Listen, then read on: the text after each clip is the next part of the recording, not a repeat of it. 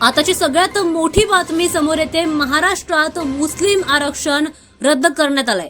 दरम्यान महाराष्ट्र शासनाने राज्यातील मुस्लिम समुदायासाठी 5% आरक्षण रद्द करण्याचा निर्णय घेतलाय, ज्यामुळे शैक्षणिक संस्थांमध्ये आता सरकारी आणि अर्धसरकारी नोकऱ्यांमध्ये या आरक्षणाचा विशेष काटा आता लागू राहणार नाहीये.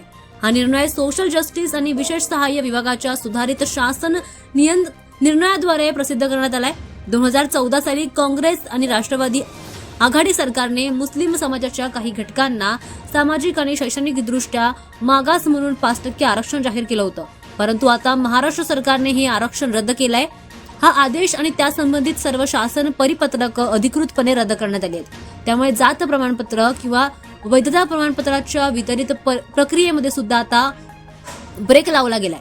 यामुळे आता मुस्लिम समाजाला आरक्षणाचा लाभ मिळणार नाहीये हे आता स्पष्ट करण्यात आलंय. दरम्यान यावर आता काँग्रेसने टीका केली आहे. वर्षा गायकवाड यांनी या निर्णयावर प्रतिक्रिया व्यक्त करत त्यांनी म्हटलंय की हा निर्णय मुस्लिम समाजाला मोठा धक्का देणार आहे. सबका साथ सबका विकास अशा घोषणेनुसार सरकार वागत नाही असा आरोप त्यांनी केलाय.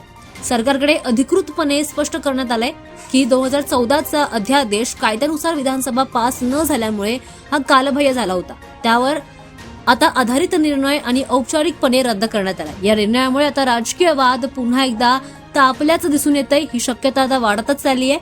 दरम्यान विरोधकांचे आरोप आहेत की मागासवर्गीय समाजाच्या काही घटकांना न्याय द्यायच्या ऐवजी त्यांच्यावरून धोरणात्मक निर्णय घेतले जात आहेत. त्यामुळे हे वातावरण आता अधिकच तापल्याचं पाहायला मिळतंय.